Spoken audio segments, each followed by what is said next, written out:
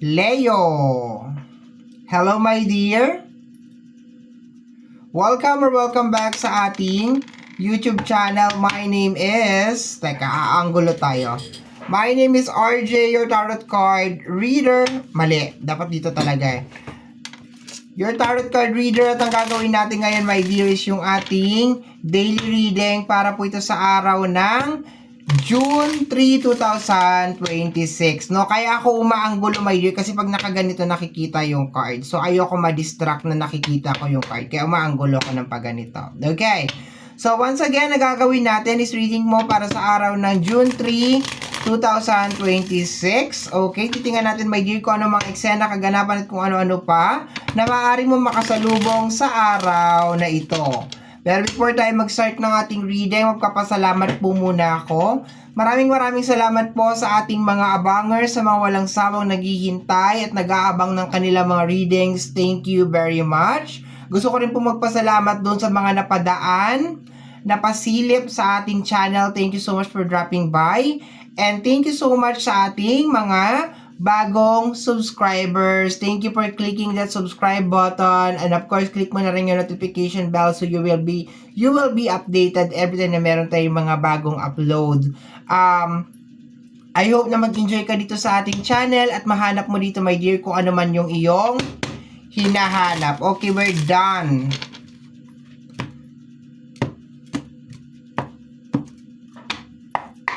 Okay my dear.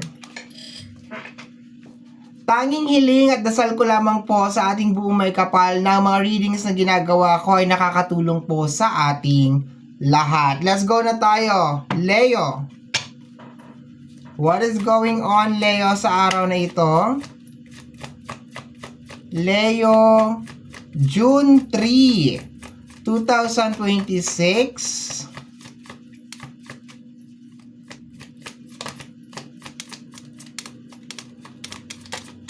Ang daming gustong lumabas na card, my dear.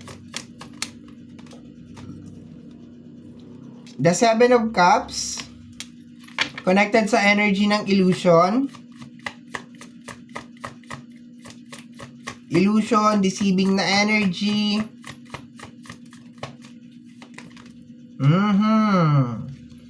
Medyo magkasama tong dalawa at nahihiwalay ito. So therefore, I conclude na ito ay para dito. Okay, the King of Wands. Okay.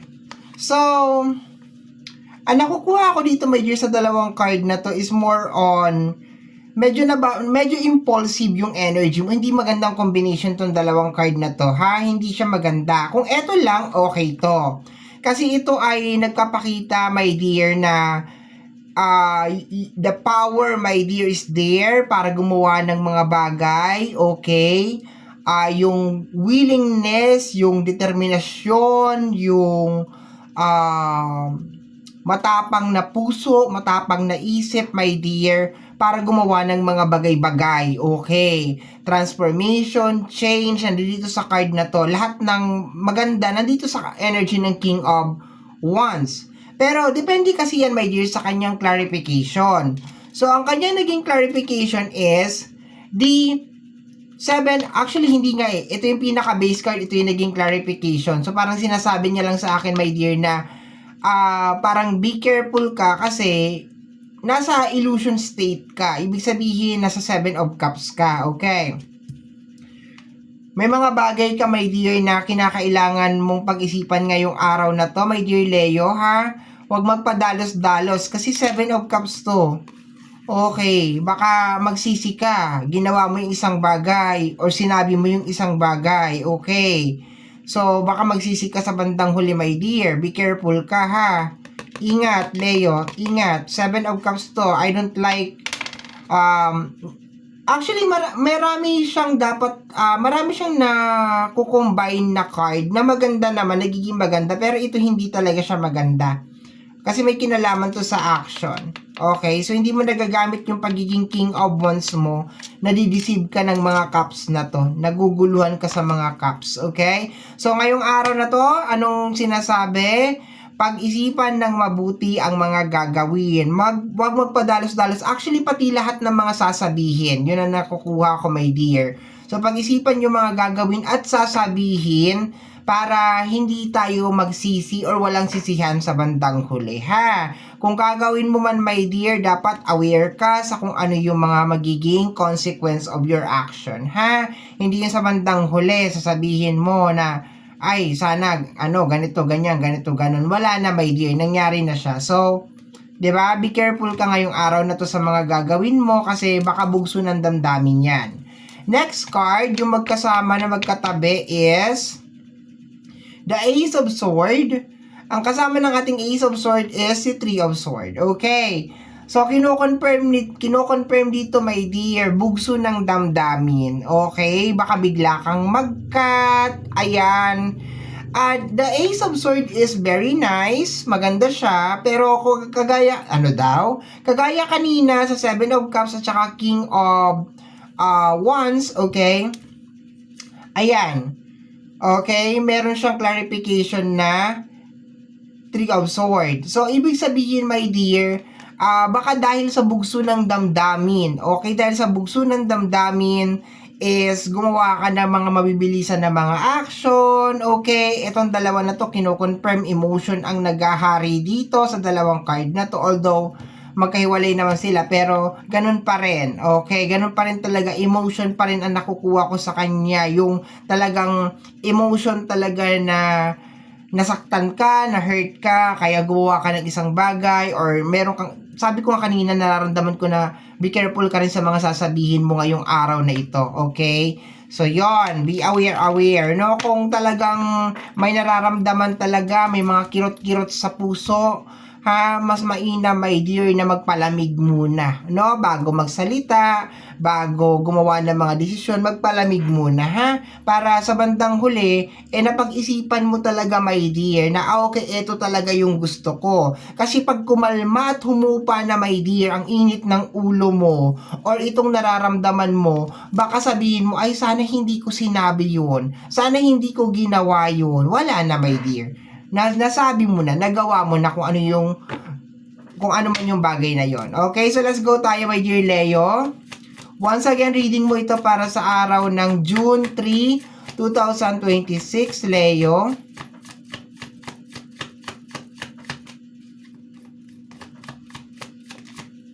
We have here the energy of the Eight of Cups. Okay, tingnan natin, clarify natin yan.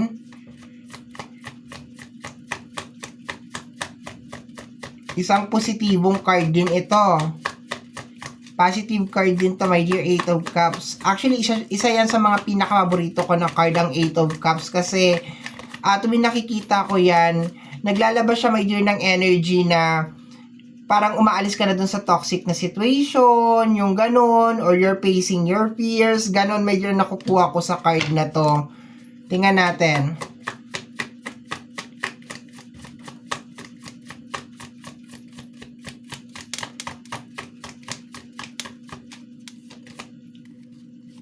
Aha. We have here the energy of the Four of Pentacles. Okay. So, yeah, it's ano naman siya, actually maganda yung nakukuha kong energy sa card na to, no? Ang ganda. Kasi, I can feel, my dear, na parang kung ano man tong kinikim-kim mo dito, kung ano man tong parang mabigat sa heart mo, okay? Kung ano man itong mabigat sa heart mo, my dear, I think nandun sa point, my dear, na talagang nilalabas mo siya ngayong araw na to, no? Ang daming red sa card natin. Very highlighted yung red, okay? We have red or parang orange over here, red over here, may dalawang red na naman, very highlighted yung red, okay? So, ang nakukuha ko dito, my dear, is more on bugso ng damdamin talaga na parang you will be very open na sabihin kung ano yung mga bagay na gusto mong sabihin. Pero nakakakuha talaga ako, my dear, na maybe, alam mo yun, baka itong gagawin mo, my dear, is dahil lang naguguluhan ka. Yun ang nakukuha ko, my dear, ha? So, it's better pa rin talaga na hindi tayo gagawa ng mga desisyon ng dahil kung gusto mo na talagang umalis sa sitwasyon na yan, hindi mo na talaga gusto, okay, go for it, 'di ba? Wala naman masama doon. Pero ang mahirap kasi, my dear, yung nakukuha ko dito na energy is yung pagkatapos mo gawin yung isang desisyon, ang dami mong pagsisisi. Ang dami mong regret. For example, sa trabaho, 'di ba? Ayaw mo na sa work kasi it's so toxic, no? Ang daming sinungaling, ang daming kung ano man, ang daming nangyayari sa work na napaka-toxic sa energy ng Seven of Cups, okay? So, nagpadalos-dalos ka, nag-resign ka. Tapos, wala ka pa talagang immediate na lilipatan. 'Di ba? Wala ka pang sure na destination. Basta nag-resign ka lang kasi pakiramdam mo gusto ko nang mag-resign, ganon, bla bla bla. Or sa love, naiinis ka kasi ang dami ng ginagawa ng partner mo sa iyo, ganito ganyan. Tapos napapagod ka na sa partner mo. So ang ginawa mo, nakipaghiwalay ka. Tapos sa bandang huli, after minsan nga oras lang, minsan nga pagkalipas lang ng 12 hours or ng 24 hours, pag humupa na yung galit, yung stress mo or something, doon mo maiisip na, ay bakit ako nag-resign? Ay bakit ako nakipaghiwalay? Yun ang inaano ko dito, my dear, sa reading na to. Hindi kita pinipigilan or hindi kita inaano na gumawa ka ng mga certain decision. Pero you just need to be aware, my dear, na pag ginawa mo to, wala nang atrasan. Ibig sabihin, nagawa mo na, nasabi mo na, so hindi na natin siya pwedeng ma-reverse, no? Hindi na natin pwedeng, ay, ulitin natin, rewind. Parang hindi siya pwedeng ganun, my dear, okay? Let me see. Next card. Leo. The Five of Pentacles, okay. I think may problema nga talaga na nangyayari. Sa energy ng Five of Pentacles, posibleng issue na may kinalaman sa usapin ng pinansyal. Maybe you are, alam mo, sa energy ng reading natin ngayon, parang pagod na pagod ka. No, alam mo yung parang napakarami mong ginawa, napakarami mong tiniis, my dear, na parang yung pagod mo is as in, akyat na akyat talaga siya, my dear, hanggang dun sa pinakaulo mo, no? So, kung kaya mong makaidlip, makapagpahinga, matulog, makapag-recharge, go for it. Okay? Mahalaga na makapag-recharge ka today, my dear. Okay? Kasi nakukuha ko parang yung pagod mo, as in, sagad-sagad talaga siya. Okay? Yun ang nakukuha ko dyan. Yeah. Possible, my dear, na merong away na mangyari sa araw na ito or merong mga misunderstanding na mangyari na may kinalaman sa usapin ng pinansyal. Okay? Na posibleng yun na mag-trigger ng decision making mo. Okay?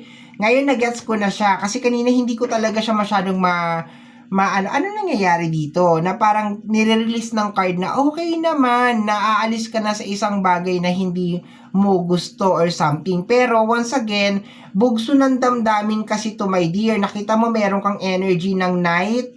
So this is the Knight, my dear, na very very aggressive. Okay, this is the what do you call this? This is the card, my dear, na very very aggressive, my dear. So, nakatingin siya dito, my dear, sa usapin ng pinansyal, sa Five of Pentacles. So, there's a tendency, my dear, na yung ikagagalit mo ngayong araw na to is may kinalaman sa pera.